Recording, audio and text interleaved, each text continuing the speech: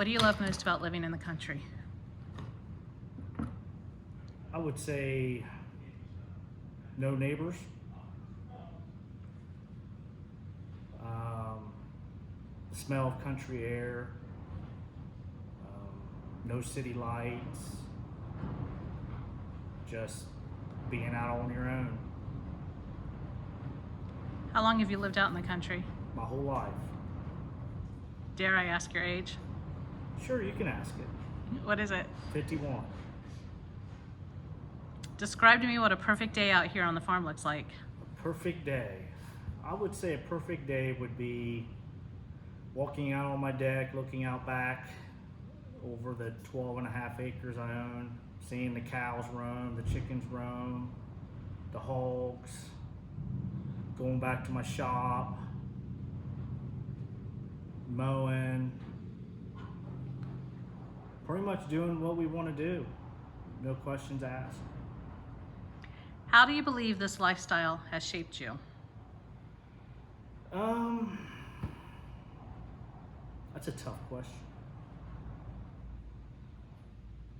I would say family, more roots in the family, just because once you're out in the country, I mean, you don't have a neighbor right beside you for your kids to go play or anything like that. You pretty much play in the yard. See, we've got dirt bikes and a four-wheeler. Do you ride those also, or do they all belong to your son? No, I don't touch the dirt bikes. Those are my son's. The four-wheeler I can handle. I gave up the dirt bikes a lot of years ago.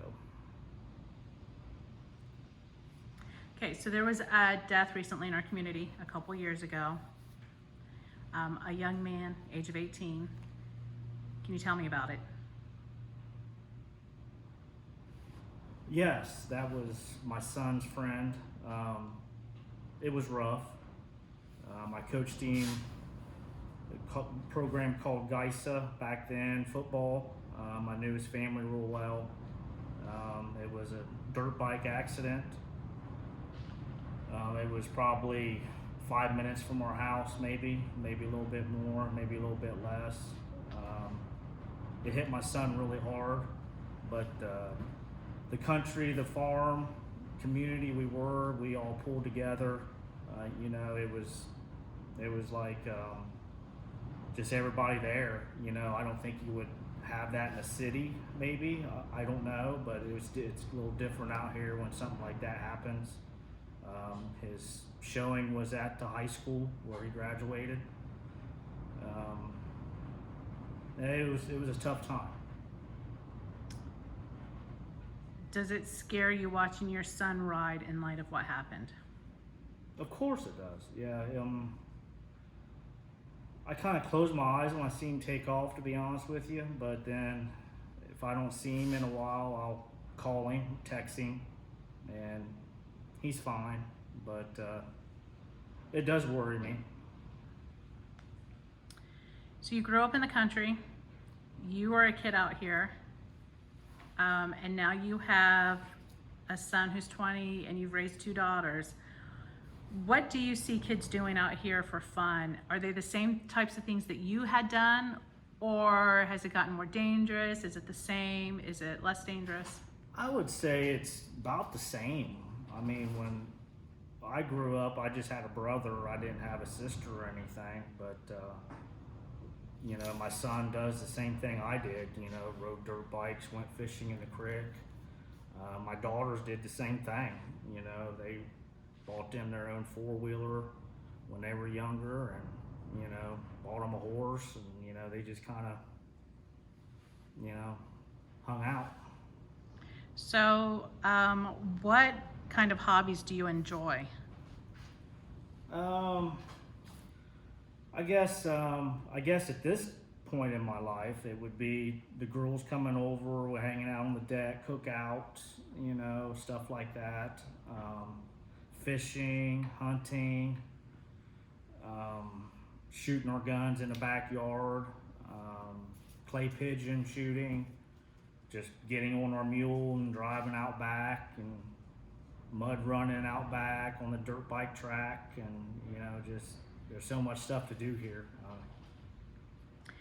Going back to the young man who died, it seems like he was well known in the community and that you knew a lot of people in the community. Is that common, being in a rural setting? Is it, and if so, do you believe it's more common in a rural setting than it is in an urban setting like the city? Yeah, I would say so, because I grew up in the country also at that age, and I've had friends pass away from car wrecks, and is it the same thing? I mean, it was. Yeah, I would say it's a lot different from.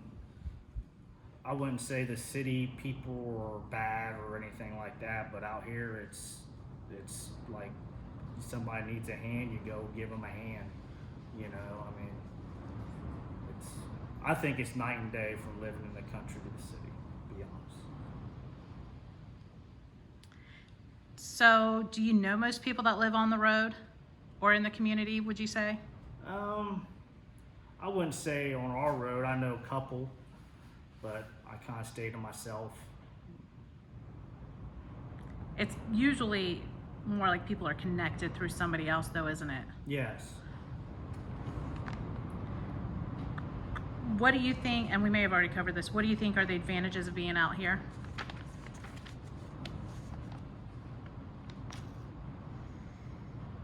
I think we did cover that, but I would say just the freedom we have, I mean, I guess we don't have to worry about, kids running out in the road, or, neighbors screaming and yelling at each other, I'm not saying this is the safest place in the world, but anything could happen. Somebody can break in a house out here. But I think out here would be, less than they would break in than it would be a city. If you could change one thing about living here, what would it be? Oh wow.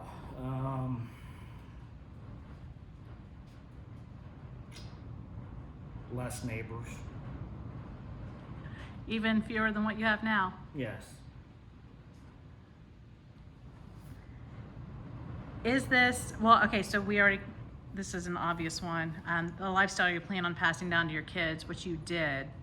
Yes. Do you think all three of your kids will maintain a country lifestyle? No. Which one do you think won't? I think my daughter Mandy. I think she would probably be one living in the city. So, is there a song that you feel embodies the spirit of living the country life? God's country. You and your son both. Yeah. What are your thoughts on raising animals for food? My reason why? Your thoughts on it, Oh, and your reason why. I just think it's fresher than, don't have all those additives like you would go in the store and buy. Cheaper, once you get set up to do your own butchering, it is, cheaper. You do have the price, out there for, the knives, the wrapping, food savers, meat grinders, stuff like that. But once you get established with that and learn how to do it, I'm going to tackle my first cow this year, butchering on my own.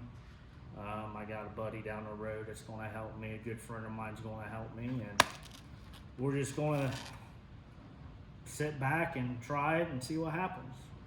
What animals have you already done? Done a deer, hogs, chickens. And what animals do you currently have on the farm? I have meat chickens,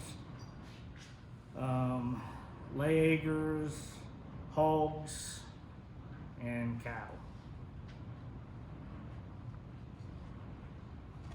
So you have several skills. You know how to weld. You can run heavy equipment, obviously pull trailers. Are these a direct result from living out in the country? Are they things that your father taught you? Or did you pick them up at a job? Things my father taught me.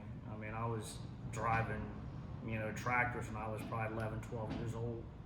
you know, pulling wagons and, you know, Did you pass these skills on to your son? yes. So you said you were driving tractors at 11. Around 11, 12. When did you learn how to drive a car? Oh man. I would probably say maybe 14. You know, I would go down an old country road. You know, Dad would be with me. You know, it was a pickup. You know, but he'd let me drive to the next farm, which was probably maybe 100 yards. You know, that was about it. But you know, that's when I learned to drive my first stick shift. You know, stick shift.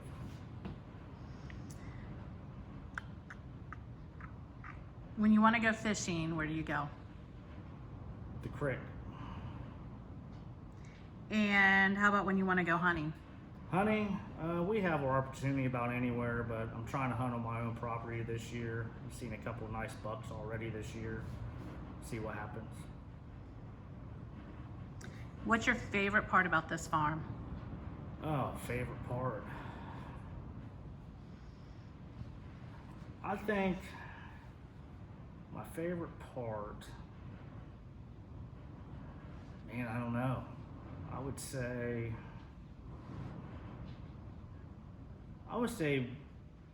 the animals. I love the animals.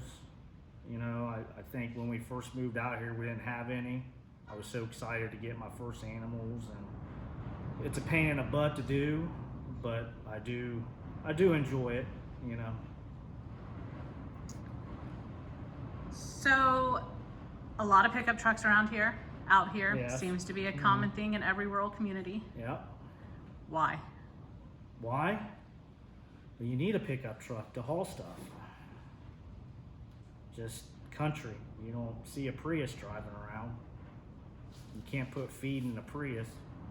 You can put it in a Lexus. Yeah, we've done that. But I mean, it just, I don't know. You live in the country, you gotta own a truck. You know, 4-wheel drive. You know, if you need to get to the store in the wintertime, you know, I don't think that Prius is gonna make it. What was your daughter's first car? Your oldest? Oh, I think it was a white Suzuki Swift, I think. I don't know, I can't remember. A Hyundai Sonata. Honda Sonata? And your middle child, your middle daughter, her first car Hers was a Honda CRV, And your son's first car. a truck.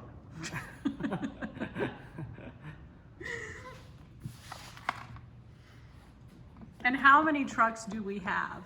How many we do have? Well, we got my baby right there. You can't, because I'm not going to have. The 1, 2, 3, 4. You can describe it, just you can't say right there. Oh, yeah, I got my truck here.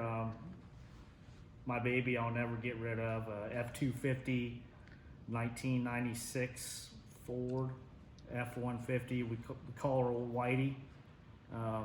It's white and she still runs, but we love that truck. So we have a total of 4 trucks once my son gets back from the shop. All right, let's see. So, what happens when you need something but you don't have it on the farm? And when I say something, I mean like a piece of equipment, you're trying to fix something, you need a certain tool. Oh, I'll call Buddy. If he doesn't have it or available, we'll just go rent it. How often, though, does somebody not have it? Not very often. All right, let's play true or false with a list of country boy traits. Okay, You ready? ready. His hands are always dirty and stained from working, True. even if he scrubs them. True. He's hardworking. He goes to work every day and puts his best foot forward. True. Southern hospitality. He's always polite and has good manners. He will also open your car door and any other door for you or anyone else. True. He's protective. He only wants the best for you and wants you to be safe at all times. True. He's always up for an adventure. Driving around and getting lost, hiking or kayaking are some of the best activities. True. He loves you unconditionally. He has a big heart and deep down is a big teddy bear. True. Country music is always on, period. Old country or new country, doesn't matter, it's always on. True. He's always wearing jeans, boots, and a camo hat. Yeah. True. You almost don't recognize him when he's True. wearing something else. He knows how to fix almost anything. You have a True. handyman 24/7. True. Hunting and fishing are life. True. Most of his money goes towards guns, fishing rods, or archery items. True. He has a big spotlight in the back of his truck for coyote spotting. True. His truck is always muddy. You almost have to clean off your seat before you get in. True. You will go missing during hunting season. True. He always carries a knife. True. He practices his duck calls on road trips. True. He always has a gun or bow with him during hunting season and a fishing rod during fishing season. True. His house is full of dead animals as well as his freezer. True.